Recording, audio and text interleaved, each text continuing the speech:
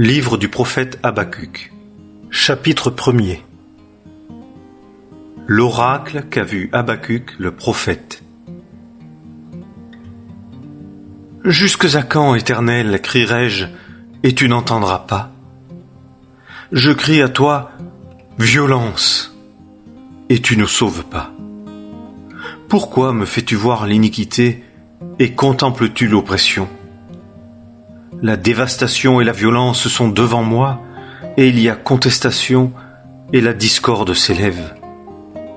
C'est pourquoi la loi reste impuissante, et le juste jugement ne vient jamais au jour.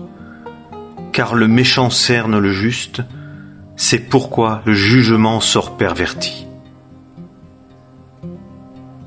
Voyez parmi les nations, et regardez, et soyez stupéfaits. Car je ferai en vos jours une œuvre que vous ne croirez pas si elle vous est racontée. Car voici, je suscite les Chaldéens, la nation cruelle et impétueuse, qui marche par la largeur de la terre pour prendre possession de domiciles qui ne lui appartiennent pas. Elle est formidable et terrible. Son jugement et sa dignité procèdent d'elle-même. Ses chevaux sont plus rapides que les léopards, plus agiles que les loups du soir. Et ses cavaliers s'élancent fièrement. Et ses cavaliers viennent de loin. Ils volent comme l'aigle se hâte pour dévorer. Ils viennent tous pour la violence. Leurs faces sont toutes ensemble tournées en avant. Ils rassemblent les captifs comme le sable. Et il se moque des rois, et les princes lui sont une risée. Il se rit de toutes les forteresses. Il entassera de la poussière et les prendra. Alors, il changera de pensée, et passera outre, et péchera. Cette puissance qu'il a est devenue son Dieu. Toi, n'es-tu pas de toute ancienneté, Éternel, mon Dieu, mon Saint? Nous ne mourrons pas. Ô Éternel, tu l'as établi pour le jugement, et tu l'as fondé, ô rocher, pour châtier. Tu as les yeux trop purs pour voir le mal, et tu ne peux contempler l'oppression. Pourquoi contemples-tu ceux qui agissent perfidement, et gardes-tu le silence quand le méchant engloutit celui qui est plus juste que lui? Tu rends aussi les hommes comme les poissons de la mer, comme la bête rampante qui n'a personne qui la gouverne. Il les fait tous monter avec l'hameçon, il les tire dans son filet et les rassemble dans son rai. C'est pourquoi il se réjouit et s'égaie. C'est pourquoi il sacrifie à son filet et brûle de l'encens à son rai, parce que, par leurs moyens, sa portion est grasse et sa nourriture succulente. Videra-t-il pour cela son filet, et égorgera-t-il toujours les nations sans épargner? Livre du prophète Habacuc, chapitre 2. Je me placerai en observation, et je me tiendrai sur la tour, et je veillerai pour voir ce qu'il me dira, et ce que je répliquerai quand il contestera avec moi.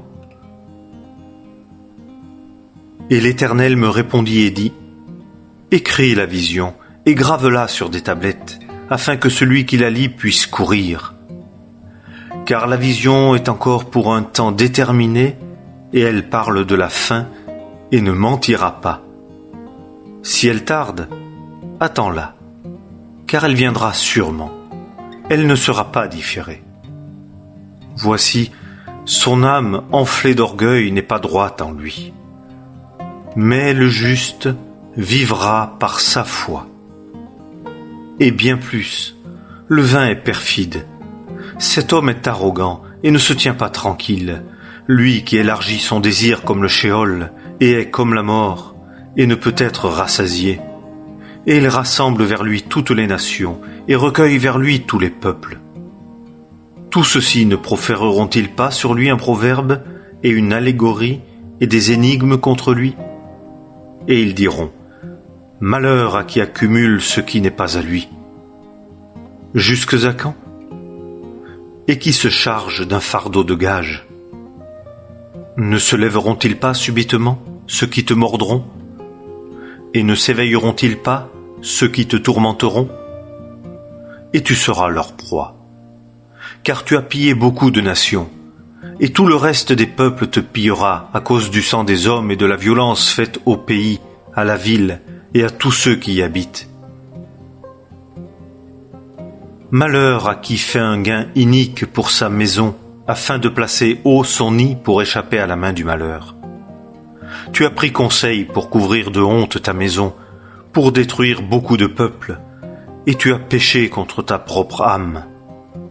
Car de la muraille, la pierre crie, et de la charpente, le chevron répond. Malheur à celui qui bâtit une ville avec du sang, et qui établit une cité sur l'iniquité. Voici, n'est-ce pas de par l'Éternel des armées que les peuples travaillent pour le feu, et que les peuplades se lassent pour néant? Car la terre sera pleine de la connaissance de la gloire de l'Éternel, comme les eaux couvrent le fond de la mer. Malheur à celui qui donne à boire à son prochain. À toi qui verses ton outre, et qui aussi énivre, afin que tu regardes leur nudité. Tu t'es rassasié d'ignominie plus que de gloire. Bois, toi aussi, et découvre ton incirconcision. La coupe de la droite de l'Éternel s'est tournée vers toi, et il y aura un honteux vomissement sur ta gloire. Car la violence faite au Liban te couvrira, et la destruction qui effraya les bêtes, à cause du sang des hommes, et de la violence faite au pays, à la ville et à tous ceux qui y habitent. De quel profit est l'image taillée que l'ouvrier l'ait taillée? À quoi sert l'image de fonte enseignant le mensonge, pour que l'ouvrier se confie en sa propre œuvre pour faire des idoles muettes? Malheur à celui qui dit au bois, « Réveille-toi !» À la pierre muette, « Lève-toi !» Elle enseignerait? Voici, elle est plaquée d'or et d'argent, et il n'y a aucun souffle au-dedans d'elle. L'Éternel est dans le palais de sa sainteté. Que toute la terre fasse silence devant lui. Livre du prophète Habacuc, chapitre 3. Prière de Habacuc le prophète sur Shigionoth. Ô Éternel, j'ai entendu ce que tu as déclaré, et j'ai eu peur.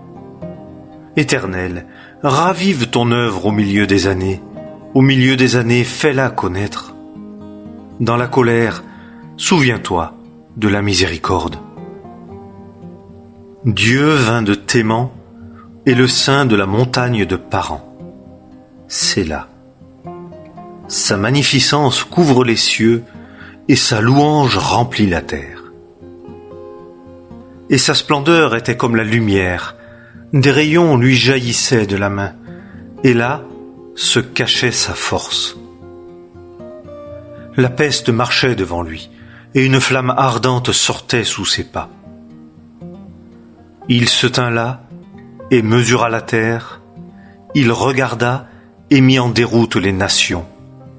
Et les montagnes antiques furent brisées en éclats, les collines éternelles s'affaissèrent. Ses voies sont éternelles. Je vis les tentes de Cushan dans l'affliction.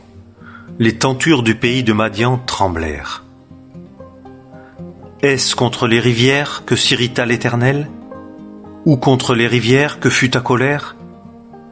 Contre la mer, ta fureur, que tu fusses monté sur tes chevaux, sur tes chars de salut?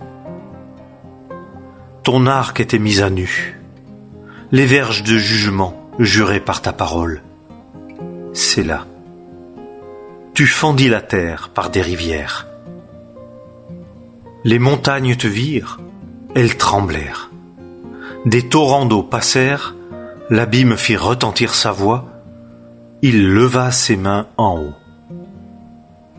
Le soleil et la lune s'arrêtèrent dans leur demeure à la lumière de tes flèches qui volaient, à la splendeur de l'éclair de ta lance.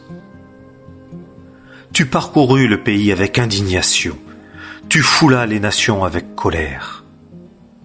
Tu sortis pour le salut de ton peuple, pour le salut de ton oint. Tu brisas le faîte de la maison du méchant, mettant à nu les fondements jusqu'au cou. C'est là. Tu transperças de tes propres traits la tête de ces chefs. Ils arrivaient comme un tourbillon pour me disperser. Leur joie était comme de dévorer l'affligé en secret. Tu traversas la mer avec tes chevaux, l'amas de grandes eaux. J'entendis et mes entrailles tremblèrent. À la voix que j'ouïs, mes lèvres frémirent. La pourriture entra dans mes os et je tremblais sous moi-même pour que j'eusse du repos au jour de la détresse, quand montera contre le peuple celui qui l'assaillira. Car le figuier ne fleurira pas, et il n'y aura point de produit dans les vignes. Le travail de l'olivier mentira, et les campagnes ne produiront pas de nourriture. Les brebis manqueront dans le parc, et il n'y aura pas de bœuf dans les étables. Mais moi, je me réjouirai en l'Éternel, je m'égayerai dans le Dieu de mon salut. L'Éternel, le Seigneur, est ma force. Il rendra mes pieds pareils à ceux des biches, et il me fera marcher sur mes lieux élevés. Au chef de musique, sur Neginoth.